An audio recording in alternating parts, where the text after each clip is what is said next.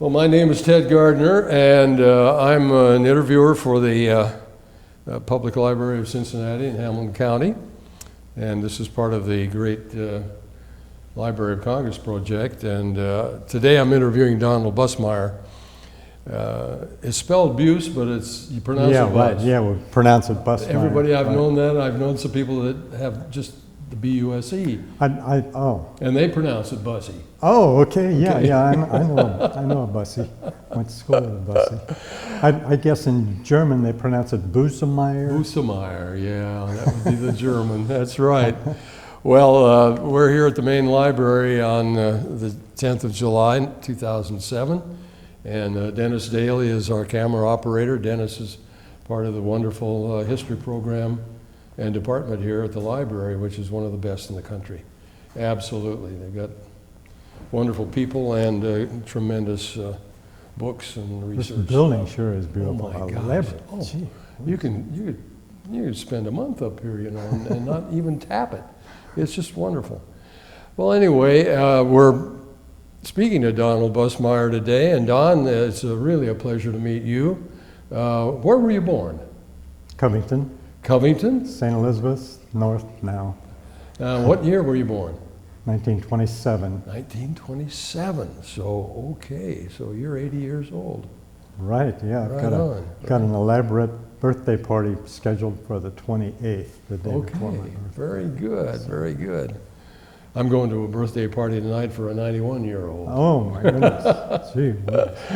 So anyway, so you're born in Covington. Where did you go to elementary school? At Blessed Sacrament. Well, first I went 4 years to Holy Cross. Okay. Out in Latonia. Oh yeah. And then my parents found a home out in Lakeside Park, and, I switched to Blessed Sacrament. So that's in Fort Mitchell, isn't it? Yeah. Well, Lakeside Park is the city. That's right. Okay. So, you got a great start in education, of course, and and then high school. What about high school? I went to Dixie Heights 1 year, and then Xavier High School in Cincinnati. Came over to St. 3 Xavier. years. Yeah. So you went to the old one downtown on. Yeah. Well, our senior year there was so full that we went to XU. I spent my senior year at XU. Oh, you did? And some of the guys were able to take college courses. Gee, that was interesting, wasn't it? Yeah, it was. It was really. They'd closed the old high school on downtown? Maybe it was around 1960 when they finally closed the high school. I'll be darned. And now it's just a parking lot, I guess. Yeah, right. Right there where the church is. Yeah, right. The church, right next to it. Well, that's very interesting. I can remember that a little bit because I came to town in '55. I see. So it was still there. Okay. Yeah. Well, then finishing at St. X, what were your plans from there on? I took a class in my senior year that got me to be a radio technician, I guess maybe they called us. So I took an Eddie test and went in the Navy as a seaman first class radio tech. Right, striking for third class. Right. You bet. How about that? But the Navy it's just amazing how accurate they are at placing people. Yeah, isn't that something? And yeah, it really is. Yeah. So they put me in the, I was a fire control technician, which is repairing guns and directors. How about that? So where'd you go to boots? Great Lakes. Great Lakes, okay. I never got up there. I see. I went through boots out of San Diego. San Diego? Well, I came from the West Coast originally. So, I see. So that was the natural. Okay. But how did you like boot camp? Not bad at all. Yeah. First of all, being in a radio tech, where our boot camp was only 10 weeks instead of 14 weeks. Oh. And I went, let's see, I became acquainted with the chaplain, and he talks me into coming to Mass every morning. And then I was on the choir since I was 10 years old, so I joined the choir and had all kinds of extra stuff to do. Yeah, I had, I know, that was wonderful. And that was a great thing to kind of make you feel more comfortable. Well, you had familiar things to do. We had a terrific chief, petty officer. I mean, he was rough. He was a rough guy, but he was just a terrific guy. So. Yeah, well, that's interesting. So there you were, 10 weeks, and you were going through that technical training. Then where'd they send you from there? I came back to Great Lakes for, I don't remember how many weeks of basic, of the first class, and then the top 10 of us went to Washington, D.C. for, I think it was 8 months, but we had to wait, I had to wait for the new class to start, so I had some free time in Washington, D.C., which is a pretty neat place to have free time. Oh boy, that's good duty. Yeah. I should say, and especially in those days. Months. Now, when would that have been? That was 46. 46. I went in July of 45, and then by the time schooling was. Right. So you saw the end of the war. The war ended, let's see, I went in September. on the 23rd, and the war ended like a month later, 23rd of July, and or the I don't remember. Anyway, the war was over, and there I joined the regular Navy. Good for you. And which would have been until I was 21, Sure. which would have been 3 years. Yeah. And the guy told me that if you join, never dreamed the war was going to be over in No, of course a not. month, or whatever it was. So I figured, and he told me almost all the guys, when their enlistment is up, they get to come home.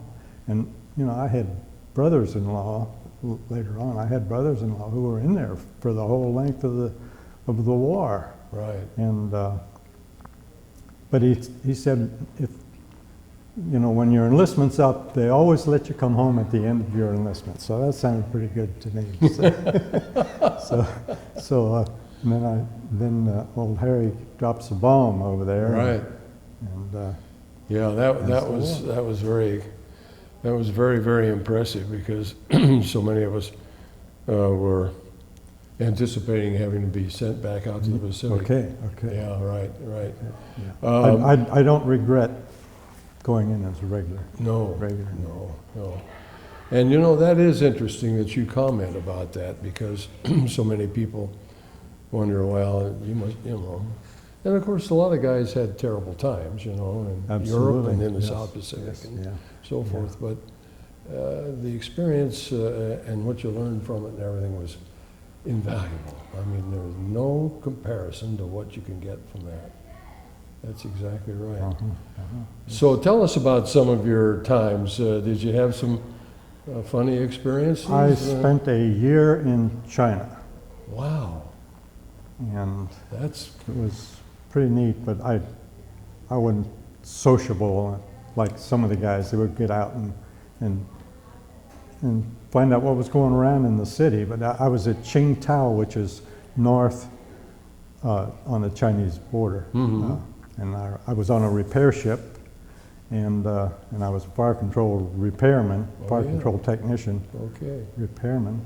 So, and I was on the repair crew too. I was not ship's company, but I was on the repair crew, and ships would come alongside of us and tie up along. It was a very large repair ship. Well, what was the Hector, name? USS Hector AR7. And it was very large hull repair, they called it. Repair ship. And I was scheduled to go on the, let's see, ARH-1, I don't remember the name.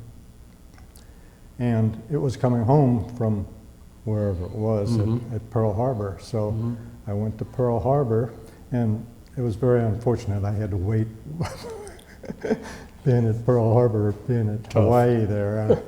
I had to wait for my ship to come in. They transferred me from I don't remember the name of the ship, and I never went aboard that ship. They transferred me to the Hector, which was going to China. Ah, I see. And of course, I was just new in the Navy, Yeah. so. How did you get out to Pearl? Transport. That was on a transport, yeah. I went first, when I graduated from school in Washington, D.C., they put me on a transport and had really rough duty.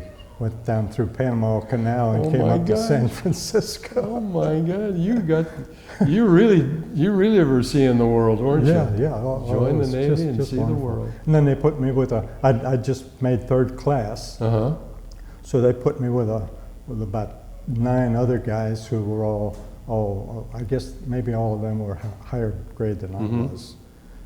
And they gave us some rough duty too, like shipping decks and painting compartments, you know. One compartment they sent us to, they gave us the paint buckets and all that stuff, and we would go to the compartment and it had just been painted. Oh, So we had nothing to do, but I always carried a book with me. So sure. Oh gosh, well that's great. Well then, I know what that was like. It was about 6 days from the mainland out to Pearl Harbor. And then how long were you there in Pearl before you got to Hector? Just a few days. Oh, just a few days. A week maybe. Okay. Got to see Hawaii. You got to Waikiki Beach. Yeah, got into Honolulu, got Yeah, around. yeah. Yeah. I found it interesting. I took a bus.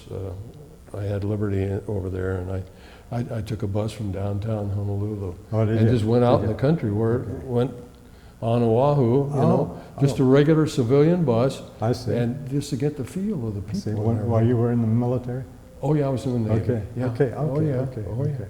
So anyway, so you did get to see some. You got to see Waikiki You know, Beach. I had a chief with us, and as we came into Pearl Harbor, he was saying, there's where I don't remember all the battleships. Oh yeah. But he told us where everyone Arizona, was. the Oklahoma, Yeah, California. and Yeah, all. yeah. So you saw what was left of Battleship Row. They were, We tied up right down in amongst all that stuff. Oh, you did? You know. yeah. So I was very disappointed when I went back later, and all that was cleared up. They had Yeah. everything. Yeah. Everything's neat and orderly. And Yeah. Well, I know they got right. They got right into it immediately after the war was over to get it all cleaned up, because they had to make it. They had to do some cleaning up, of course, during the war, so they could use the spaces and so forth. But I talked to a guy, just a few months ago, who was on an aircraft carrier, and they were out at sea when they bombed. when they bombed Pearl Harbor. So he was Well, then he was on.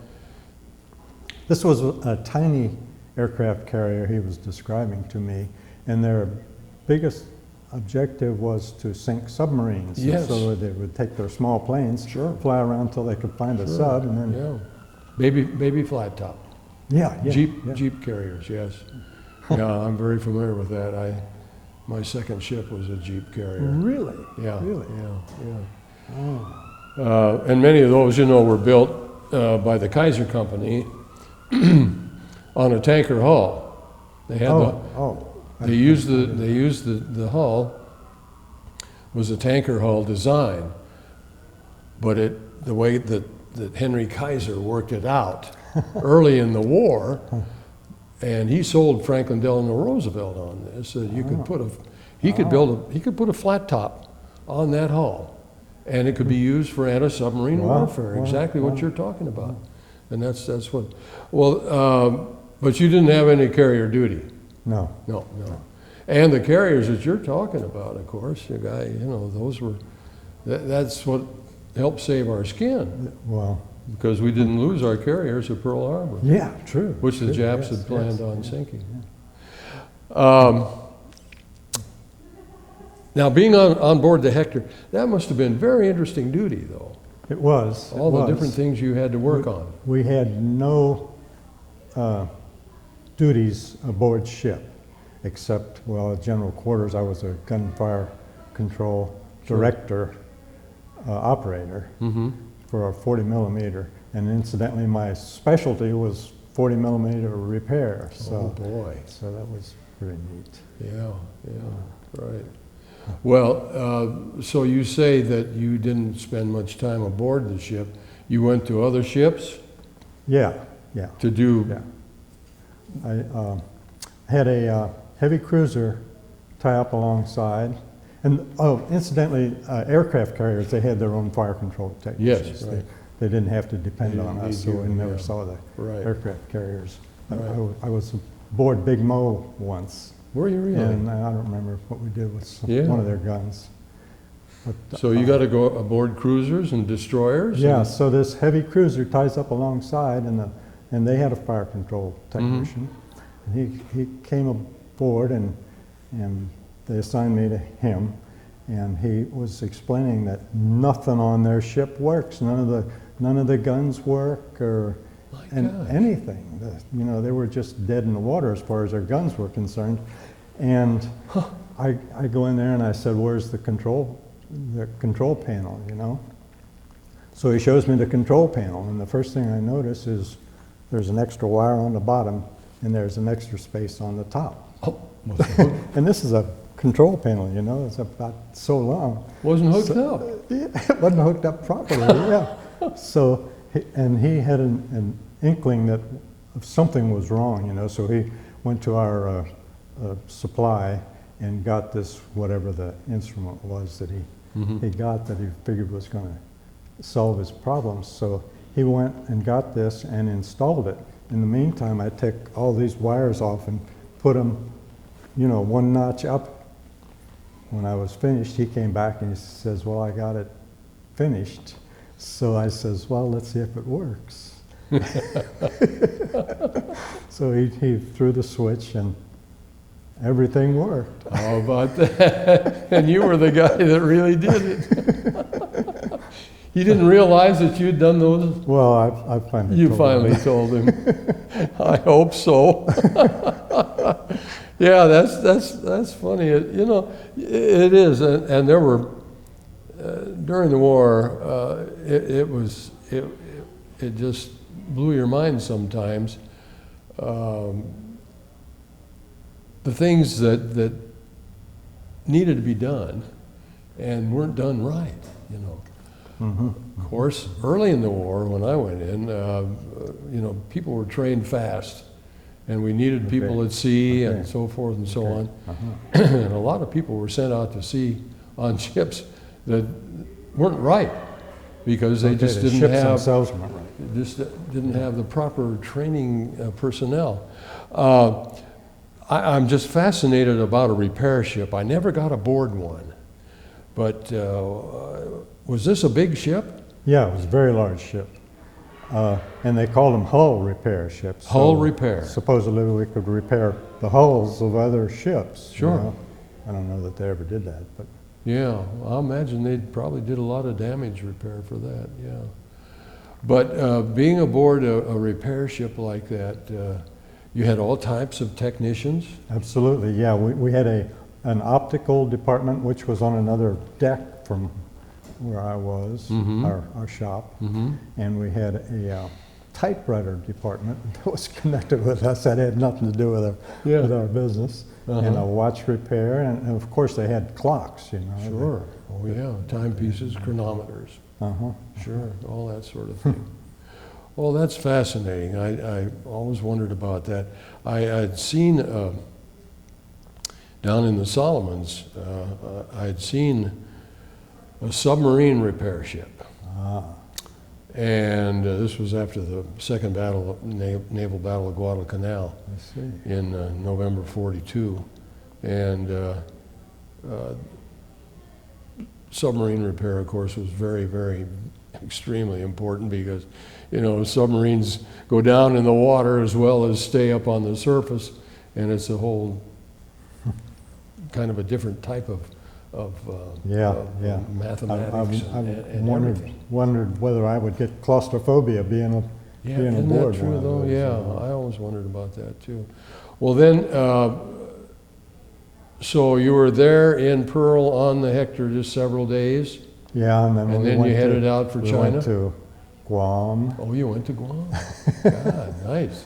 and Yeah. then So did you go get ashore at Guam? yeah. We went to Enewetak Atoll, Yeah. where the atom bomb was tested. In the Marshall And Islands? we went ashore there to go to a mass. They had a priest there who had the mass for us. I don't know how many Catholics there were on the ship, Yeah. but it Well, seemed like there weren't very many of us. Wonderful. But anyway, they had a priest that said He was mass there. ashore, so you went ashore. Yeah. So we How had- about that? and I always wondered, well, they did use a Geiger counter on us when we came back aboard the ship. But I often wondered how much stuff was still there from the bomb, you know? Oh, yeah. Yes, you wonder about that, and of course, you know, depending upon where you were and your exposure, a lot of guys from those bomb tests got some terrible outcome, physical Yeah, outcome yeah, and so yeah. forth. But you never. No, I never had any. suffered anything at all like Never. that. Yeah. Well, you weren't there for the bomb test. No, that's for sure. No, Yeah, this right. was Okay. after the war, actually. Yes, so. right. But not all that many months after, I guess they tested.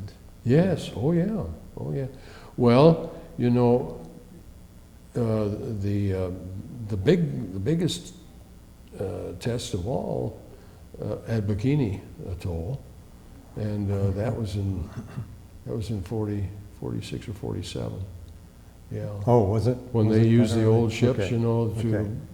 to blast them and see what the results would be on Navy ships, you know, and that sort of thing.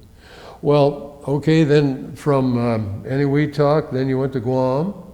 Yeah, we And, stopped off at Guam, and we were there, I don't know, a couple of days maybe. But you got ashore in Guam. Yeah, You got yeah, to see yeah, some of the yeah, island and yeah. so forth. And And probably saw a lot of devastation there. I don't remember. Okay. I don't remember All right. Yeah. seeing the stuff. Maybe they had it cleaned up by then. They had over a year. You Yes. know, I went through school for Right. over a year, so. Right. Okay, and then from Guam, where did you go? Went to China. Went That's to when you were China. in the Qingdao. Well, we were based at Qingdao, is the way the Chinese pronounce it. Yeah. Qingdao. TSIN. TSIN, Yeah. yeah. And during the, while we were there, we went to Shanghai and Hong Kong, and I don't remember what they called those cruises, to goodwill Mhm. kind of thing, you Mhm. know, to, You were an ambassador, so Yeah, to speak. yeah, right, Absolutely. right. Well, that's wonderful. What a great experience. That's just terrific. How did you? What did you think of China? I didn't think very much of it. The women all wore these dresses with a slit down the side. Yeah. And it wasn't a very glamorous place. Qingdao wasn't. Port City. Yeah, And right, tough. Yeah, and they had their own seamen there. They had, you know, other piers where we were tied up. They had other Chinese ships there. Mhm. And I went ashore with some of the guys that I was with, and all these guys were buying souvenirs, you know. Right. And I was on my way back to the ship. I didn't want to stay there and get drunk with them. So I headed back to the ship, and all the guys said, well, would you carry this back to the ship for me? so here I am with 2 arms full of souvenirs stuff, and I got to the wrong pier. Well, I knew pretty well where I was, but I got to the wrong pier. So I walk all the way down this pier, Chinese on both sides, and they all look at me as I go by, you know, carrying this stuff. Of course, they didn't know that I wasn't visiting some of the Chinese. Right. And finally worked my way over to the other pier and got to my ship.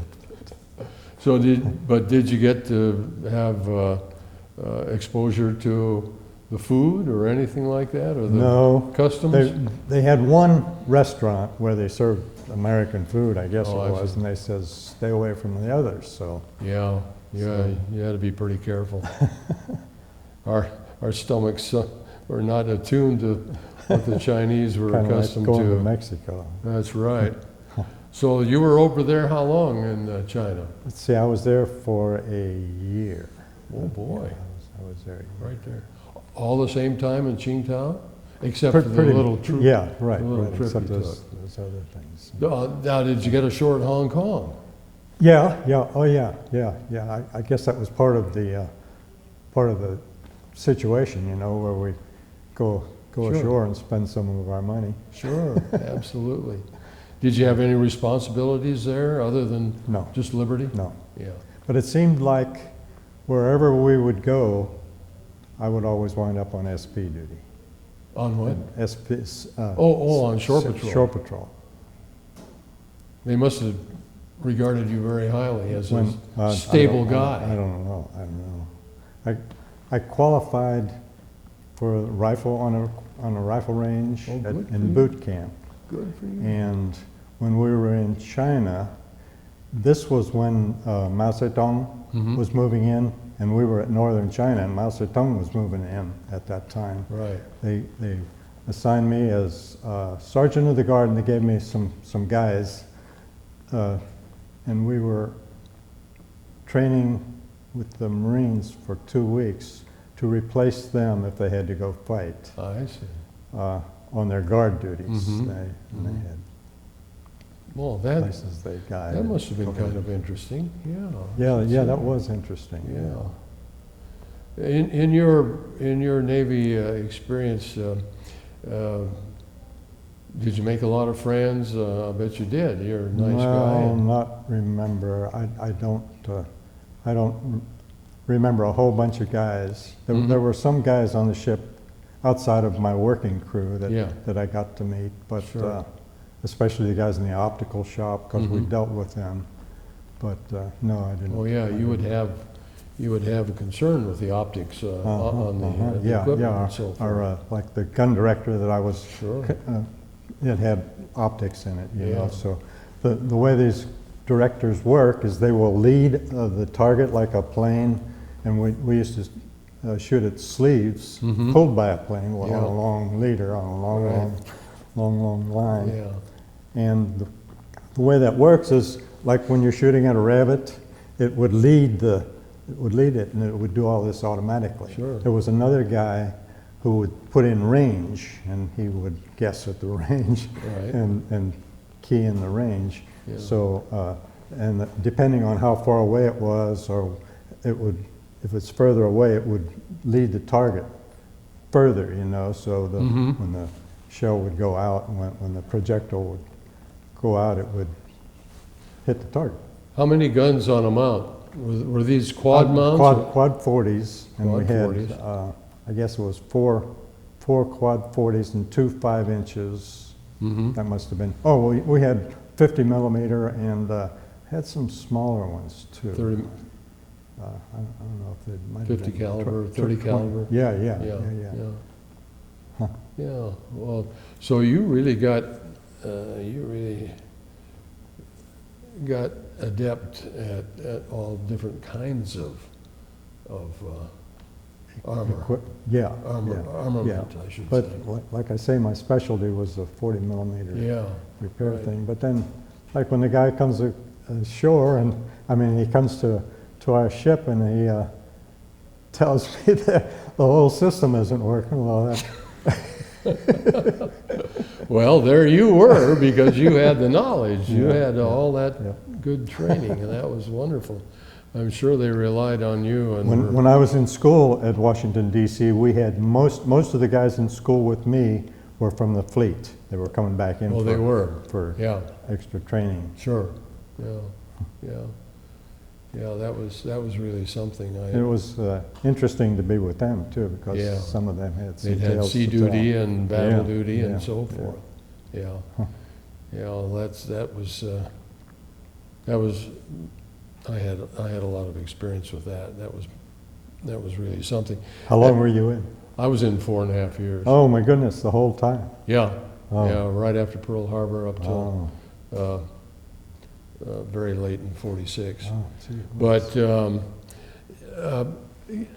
you know, your training, now, when we first started talking, you mentioned something about radio. Yeah, I went in as a radio technician. And then they and switched you over they to fire switched me control. over to fire control. So did you I have was any glad radio, they did. any radio No, training at all? No. Oh, just in school, just in. Just in school? Just in high I got school. you, at Boots. Uh-huh. Yeah, okay. And, Well, radio was fascinating too. yeah, well, yeah, I had yeah. some- They Yeah, but then I never had. and everybody, I know aboard ship, we called them Sparks, you know. Oh, yeah, and, yeah. And, uh-huh, yeah, yeah. they were all highly regarded because they were very important people, because they were, Really were. making the connection Really were. wherever you were, you know, and Uh-huh, that radio was very, very important, I should say. Well, getting back to anything more about China that you would like to tell us about? No, Because you were there in that area for a year. Oh, Shanghai, how about Shanghai? That was a big city. Shanghai, Big city. I was amazed at how many tall buildings Yeah. they had, Yeah, you know, like New York. yeah, But I was also puzzled as it seemed like our big cities, the buildings would be lit up. They weren't lit up over there at nighttime. There would be a few lights lit in the tall buildings, but not many. not like office lights here. Yeah, yeah. Interior lights. I'll be darned. Well, of course, they might have been, you know, they might have been suffering from Yeah, recovering, the war, yeah, recovering from yeah. that sort of Could be. thing too. Uh-huh. And yeah, because I never got to China, but I you know, saw pictures.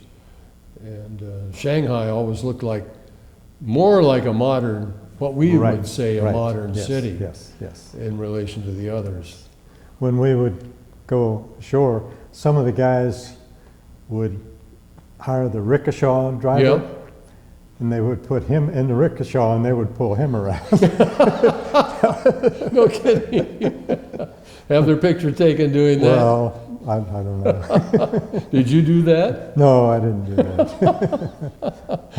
Oh boy, I'll tell you, Yankee sailors ashore or something else, that's for sure. And a lot of the guys would swap hats with the British Yes, right. Right. Limeys.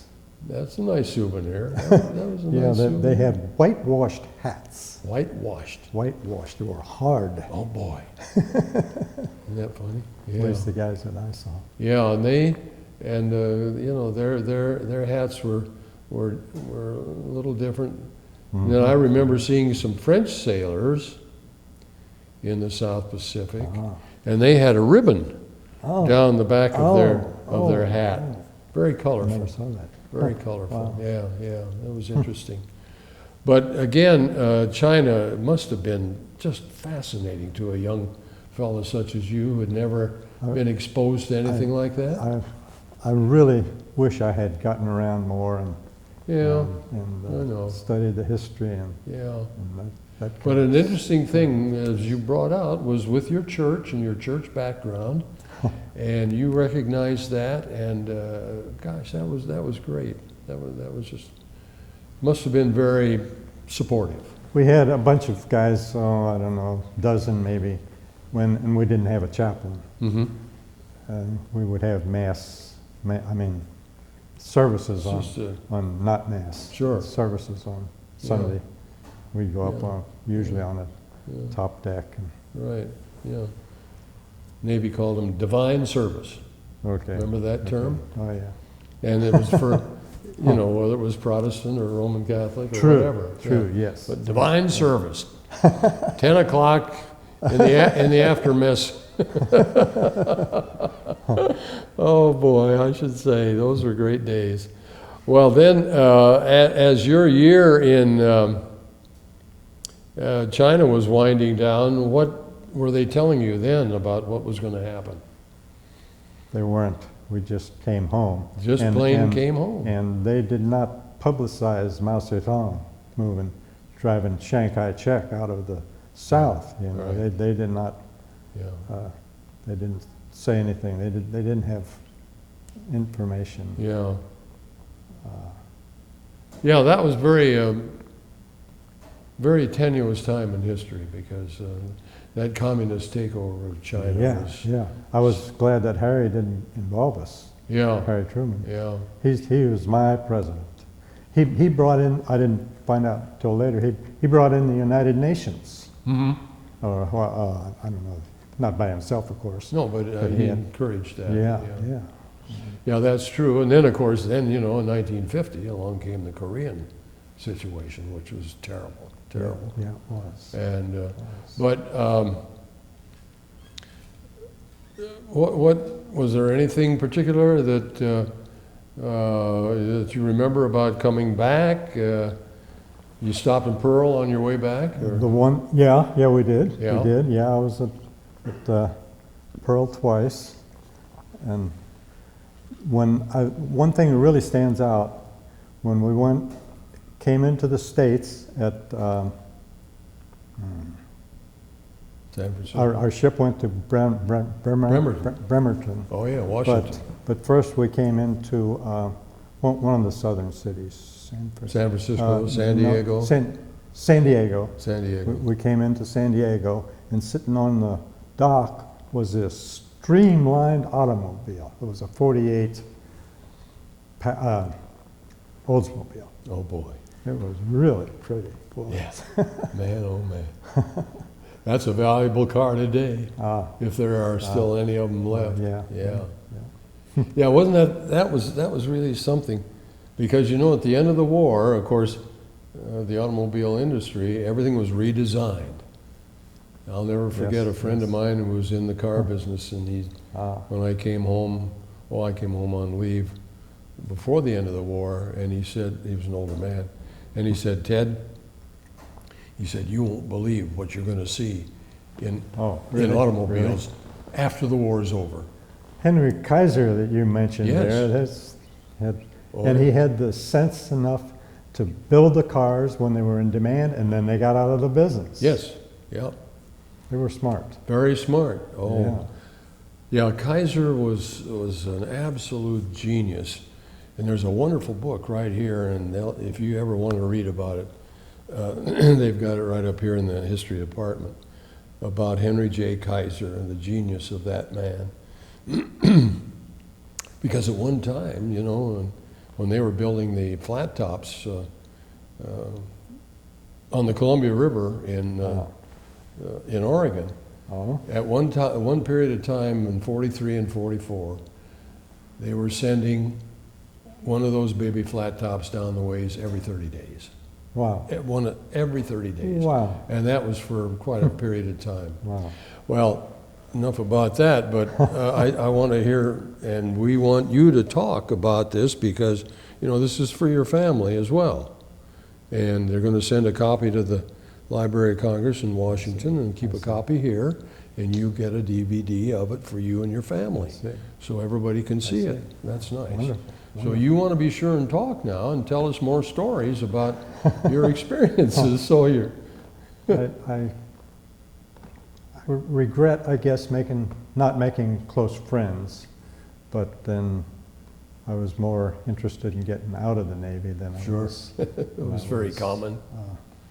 Yeah. I know, and some of the people that I came in contact with, and then I've read a lot about it too, because I'm a historian, but I see. A lot of people didn't want to get too deep into a personal relationship with a friend, because you never knew. You might lose them in the next day or something, Yes. And you didn't want to get tight. Some people were like that. I never felt. My cousin, who was exactly 5 years younger than I, was in Korea, and he went in with his best friend. They would allow him to do that then. Yes. And they were together all the time, and he was killed right alongside of him. That was devastating to my cousin. My goodness. But your cousin survived. Yeah. Wonderful. That's just wonderful. Do you have a lot of family here in northern Kentucky? Yeah, well, there's a bunch of Busemeyers in Greater Cincinnati, Yes. in Cincinnati itself. Right. And I don't see them very much Mm-hmm. anymore. One of our in-laws used to form family reunions every year, and he died, I don't know, 15 years ago maybe, and nobody took it up Nobody again. picked it up, huh?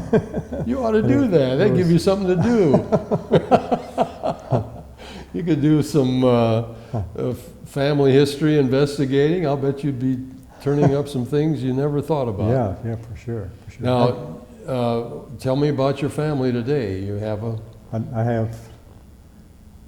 I had 4 children, and then my first wife died in 1989. 1989. How long had you been married? And we were married in 1950, so Okay. almost Sure, almost 40 years. 40 years. And I remarried in 96. Mm-hmm. And How many children did you have? and she has one She had one. daughter. So you got So five five. altogether. But then my oldest daughter, her husband died when he was 40 years old, Oh, and they left one daughter who was born the week after he died. oh my goodness. Oh, How about that? and He that never was got really to sad. never got to see his daughter. And so she remarried eventually. Yeah. She remarried, and he has, let's see, seven kids. I don't know. He's got triplets, and Wow. and one of his other kids has twins. So we picked up a whole bunch of grandkids Isn't that there. wonderful? And then my second daughter, she eventually got a divorce, and she remarried, and they picked up two. She had three daughters, and they picked up 2 younger boys. So that rounded out that family pretty well. Two younger boys and then 3 older girls. Well, I should say. That made that pretty. Well, that's exciting. nice. You've got a lot of support here, haven't you? Yes. My Well, 2 sons are in this area. One's in Indiana, and Uh-huh. the others and lives on Madison Road. Well, they're gonna love seeing this interview of you. They're gonna love hearing it. That's what I want to be sure that you tell all of the good stories that you can remember, because I'll bet you haven't done much talking about it with your family. No. You know, that's a sad thing, and that's what's It so is sad. important about an interview like this, because now you're on tape, see, and now they can hear some stories about. How much time is? Oh, we've is got plenty of time. I see. We got Okay. 20 Okay. minutes. Okay. So come up with some more stories. I know how you feel. You said that you loved Washington, D.C. Yeah, it was. It was There was really so much nice to see. see there, wasn't Yeah. It's Yeah, really fun. And then to be there for a whole year, it? Oh, and boy. then having like 3 months, nothing to do with it. Right. So you got out around the city. Did you see the famous buildings and so forth? I've seen more of it since I was out of the Navy than I did while I was in the Navy. Had to ride a bus in order to get to downtown, and Sure. Sightseeing bus. I had one of these little radios that was about so big, a portable radio, which was pretty unusual. Mm-hmm. And it had battery in it. You know, Right. I can remember walking by the White House carrying my radio with it running, you know, and the security guys were watching me Oh, I bet. go along with this Oh, yeah. with this radio. Sure. And boy, you couldn't get away with that today. That's true. Oh my gosh, is it's so true. different now. And how they've blocked off Pennsylvania Avenue, you know, today. Okay. Okay. Uh-huh. Because I can remember the same time when, you know, approximately when you were there. I mean, you could walk right up to the gate at the White House. True, Now you true. can't do that True. now. And of course, the traffic And- went right and by on even- Pennsylvania Avenue. Even some of the presidents would get out in public like they don't Yeah. dare do now. Right. Yeah. Well, I saw Franklin D. Roosevelt in church. He went across the street Oh, did to you? that old Did you? The old Episcopal church across Did the you? street there.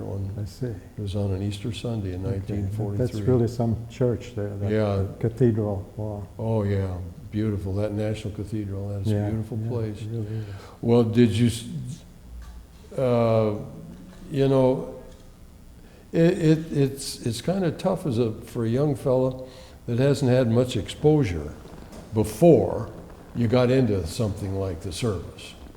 You know, you really Yep. didn't know Yep. Didn't much know about what the Navy world. was like at I was all. the same way, you know. But with the right guidance and so forth, you know, you got to see some things. Boot camp was pretty interesting for me because I was involved in the choir, you know, Yeah. and in the church with the chaplain. And, Sure. And then when I would go to choir practice, which was a pretty good distance from our barracks, Mm-hmm. I could hear the bands practicing. Oh, yeah. That was neat. Oh, boy. Playing those patriotic Oh, yes. music. Yeah, and then, of course, during the war, the bands, the military bands were so important because for morale, you know, and they'd play the popular tunes of the day, Glenn Miller and all that kind of stuff, you know, which the fellas really wanted to hear. Did you ever have any contact with the USO? Let's see, when I was in Detroit, I was with another guy and we went to, this was on Christmas Day.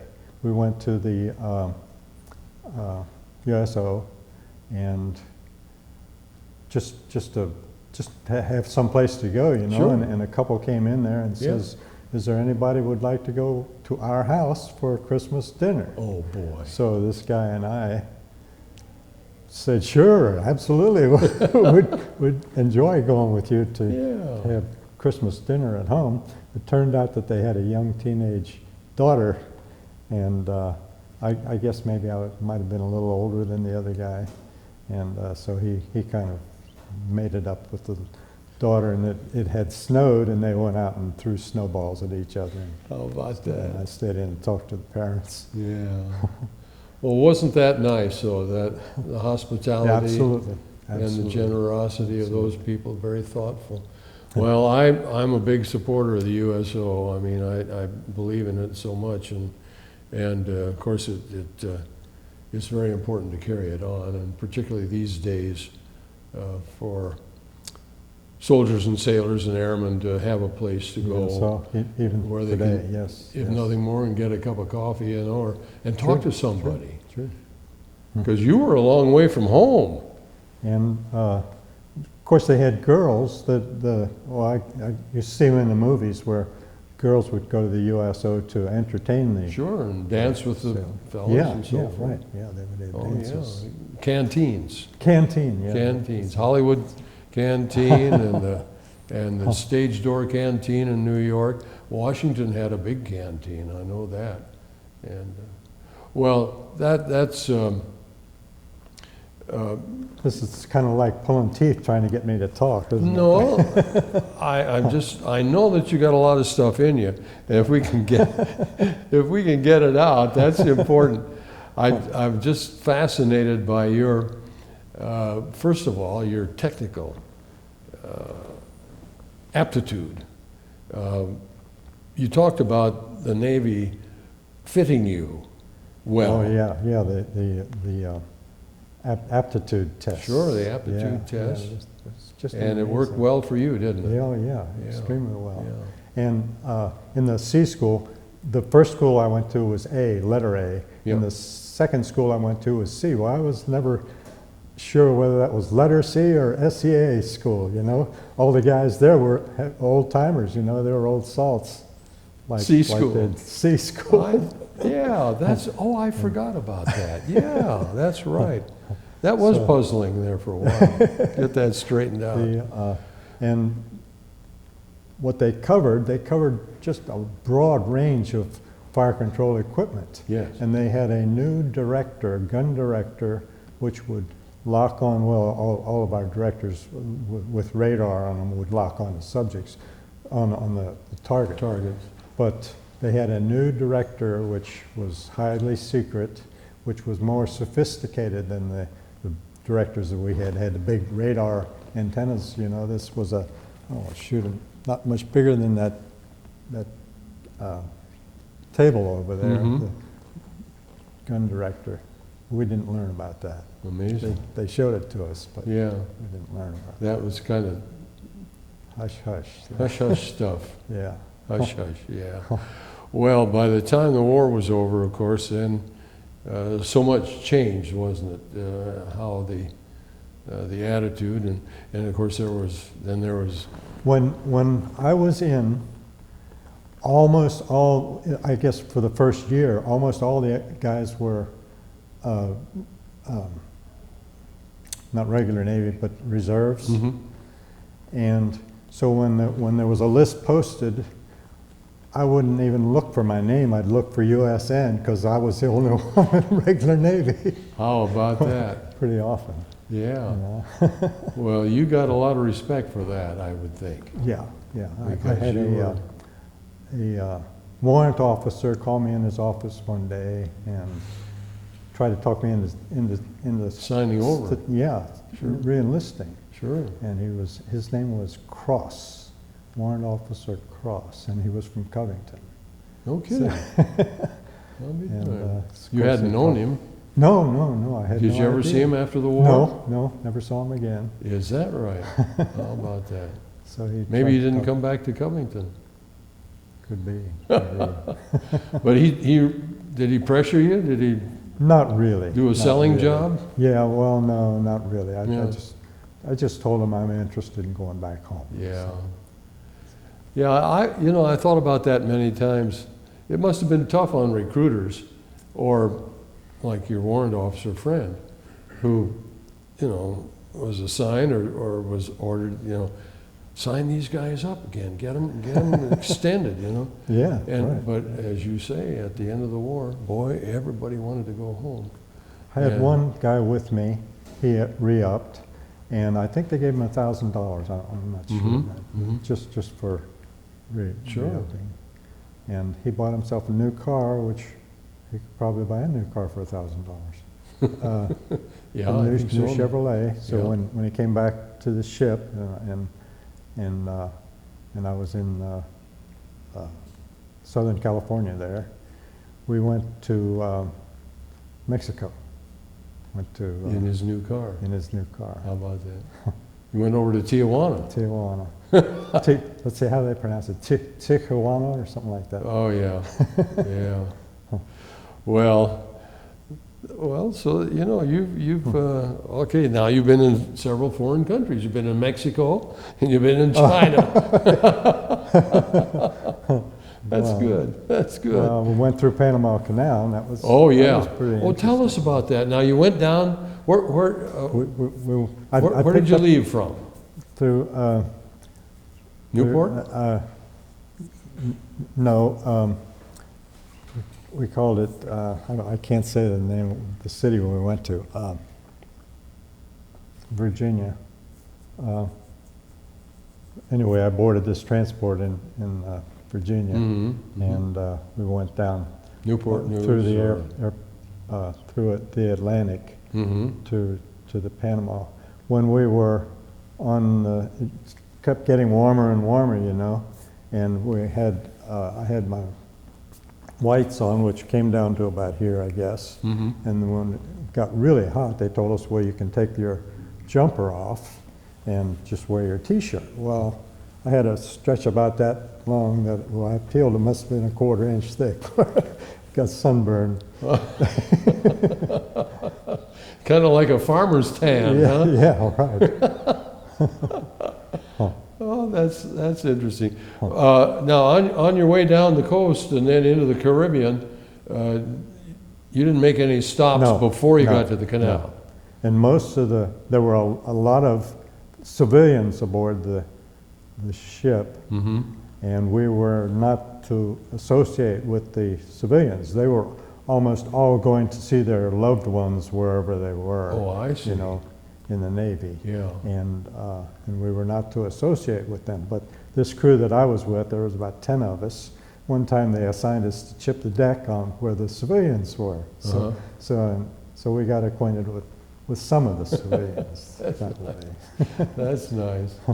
Well, you've had some really interesting experiences, and you've met different kinds of people too. The one guy was an AP, aviation pilot. Yeah.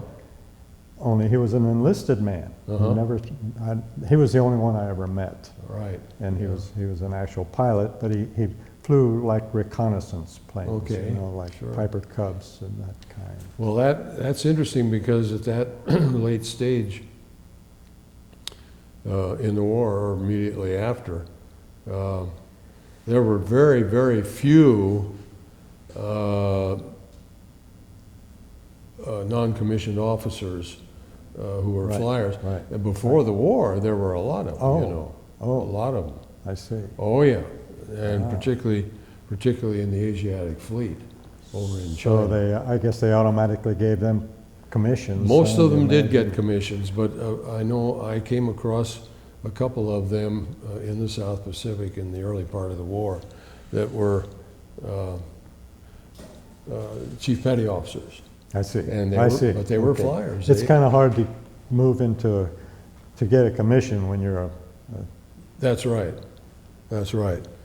Okay, well, we're coming down to the close here, but Don, I just want to be sure that we get any more ideas or any more thoughts about what you did and where you were, and anything that you want to have your family. Every once in a while, something will pop up that I remember, but nothing pops up right now. Right, right. I have, what was it, 15 grandkids, I guess. 15 grandkids. And, wow. Boy, you've it's outpaced me. It's pretty good. I've only got They have a 6. big family like that. And what are you doing these days? Let's see, about the time I was married, I retired, and it was slow, the economy was slow. I was a contractor most of my working life. I was with IBM for 16 years, but the other years I was mostly a contractor, and I would work on a job, like I was at GE 4 times, and I was at Procter & Gamble about 4 times. That's wonderful. And that's interesting. And most of the jobs would last like 2 years, maybe. Yeah. Right, right. But then when I went to IBM, I was there 3 times, and the 3rd time I went direct and stayed with them for 10 years. Well, good for you. And they gave me a 5-year additional to retire. So I took the early retirement from IBM, and then I went back to contracting again. Well, well, you know, it's just wonderful. We've been talking, as you know, with Don Busemeyer and his exemplary career, not only in the Navy but as a citizen. And you've been a valuable member of the community and everything, and your church and your family. And we want to congratulate you, Don, and just thank you very much for making it possible for us to get this in your history now. Okay. Your history. Okay.